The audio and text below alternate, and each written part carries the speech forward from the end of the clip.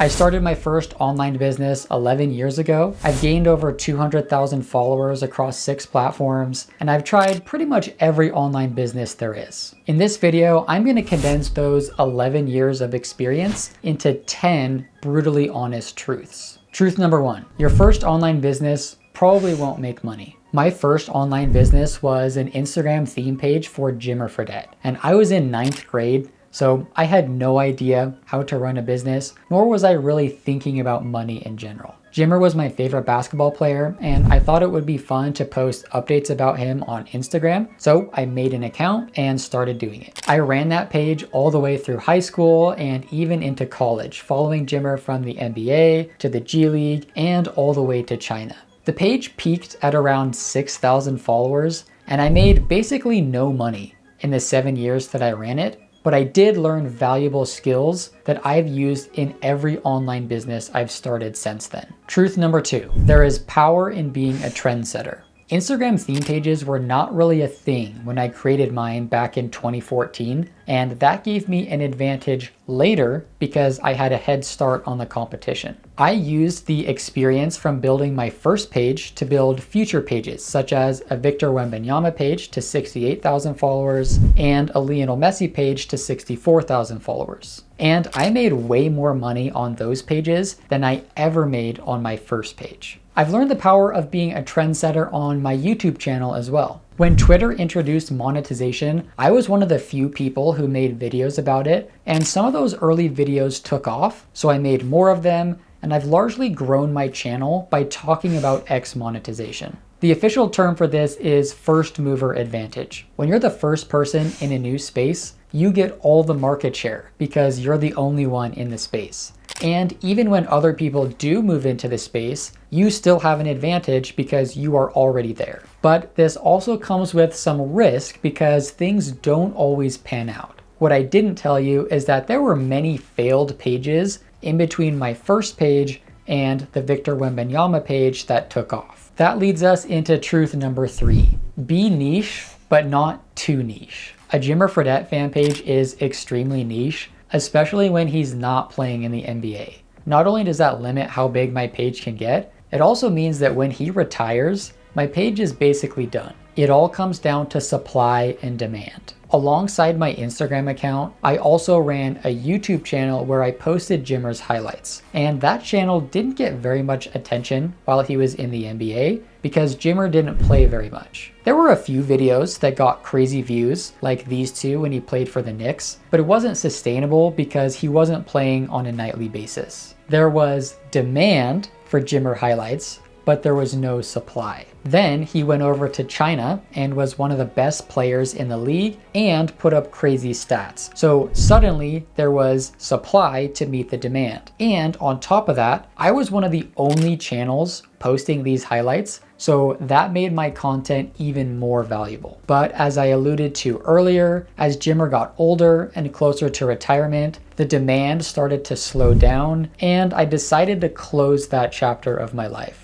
I'm learning a similar lesson right now on my YouTube channel. I mentioned how I've largely grown my audience by talking about X monetization. That was great initially because there was enough interest to get my channel off the ground, but recently X monetization has started dying a little bit, and so there's a lot less interest in those types of videos. Thankfully though, this channel is branded as my name, so it's a lot easier to cover adjacent topics without losing my audience. That's a lot harder when your channel is titled The Jimmer Watch. Truth number 4, don't focus on money. Now you may be thinking, but Jacob, isn't that the point of an online business? Let me explain. The Jimmer Watch was successful because I was relentlessly dedicated to providing the best content possible for my followers, even if that meant waking up at 3 a.m. to watch him play in China and then edit the highlights. I put in years of hard work for basically no money, simply because I loved watching Jimmer play and enjoyed the community I was building. And it grew because I was focused on what my audience wanted, not what I wanted. Now, obviously, the point of a business is to make money. So I'm not saying you shouldn't care about money or ever think about it. I'm just saying you shouldn't focus on it. No matter what type of online business you are running, the focus should be on your audience or your customers. If you make them happy, money will follow. Truth number 5, beware shiny object syndrome. After the Jimerwatch started to taper off, I was hooked on building social media pages and building online businesses in general. So I started trying out new business models to try and find which one would be my ticket. What started off purely as a hobby now had one goal: profit. And I tried pretty much every online business model there is: Instagram, YouTube, TikTok, Twitter, newsletter, blogging, dropshipping, consulting. You name it, I've probably tried it. During this period, I learned firsthand the dangers of shiny object syndrome. I probably could have succeeded at any one of those businesses if I had stuck to it for long enough. But I kept starting a new business every time I saw a cool new idea and thinking that would be the one to take off. But in reality, I was just starting my progress over every time. A great example of this is a few years ago when I was determined to become a YouTuber.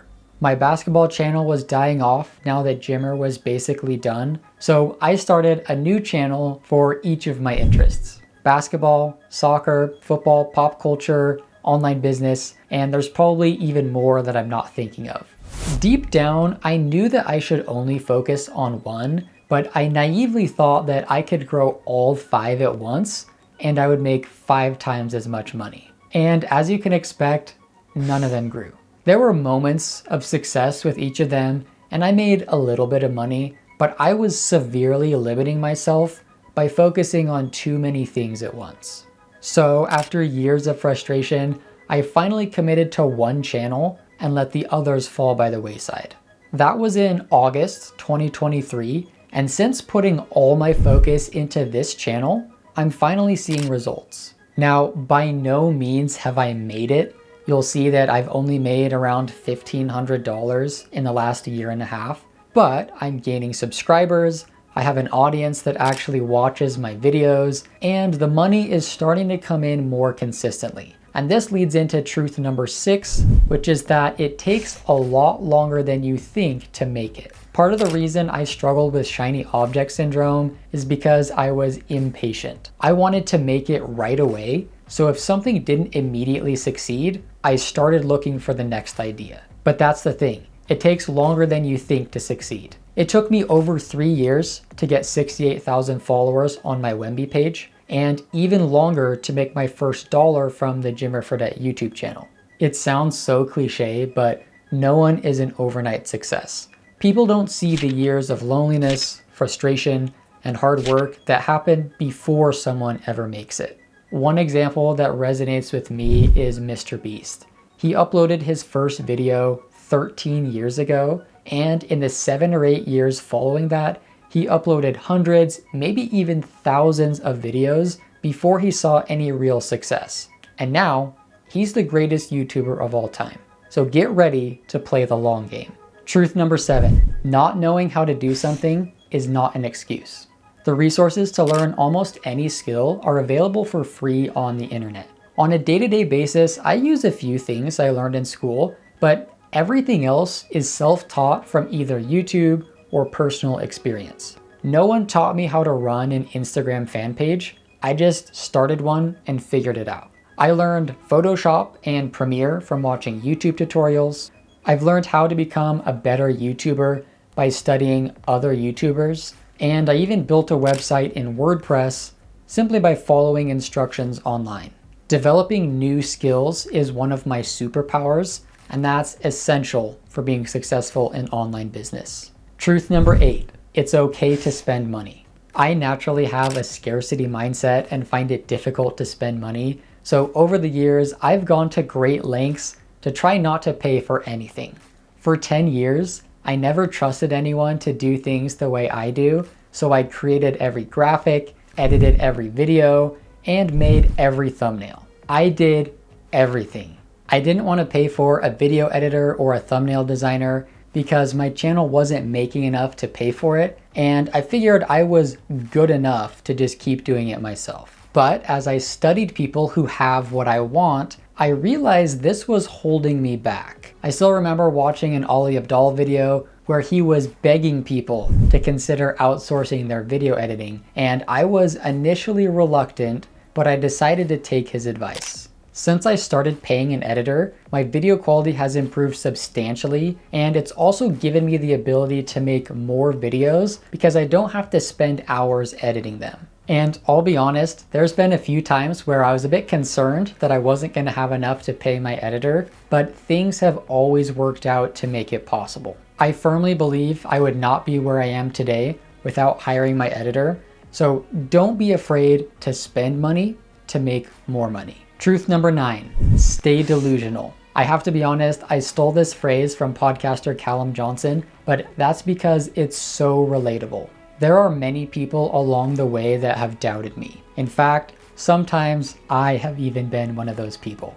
But through it all, delusional self-belief keeps me going. Despite occasional moments of self-doubt, in the back of my mind, it's always when, not if. When I am successful, when I can quit my job, when I am financially free. It may take 10 more years to get there, but I refuse to give up until I do. Truth number 10, it's okay to be different. Growing up, I always wanted to be a YouTuber, but I was afraid to tell people that because I didn't want them to judge me or tell me to get a real job. I would get embarrassed if someone found my channel and downplay it as just something I was doing on the side or that it wasn't a big deal. But then one day something clicked. If I eventually do make it, people are going to find out. So I might as well embrace it. So I stopped being ashamed about it, and if it ever came up in conversation, I just owned it. People can think whatever they want, but it's not going to stop me from pursuing my dream. If you're interested in starting an online business but aren't sure where to begin, writing on X could be a good place to start. Monetization isn't great right now, but it is a good place to develop your writing skills and start building your personal brand. If that's you, click the video on screen to learn how to get started.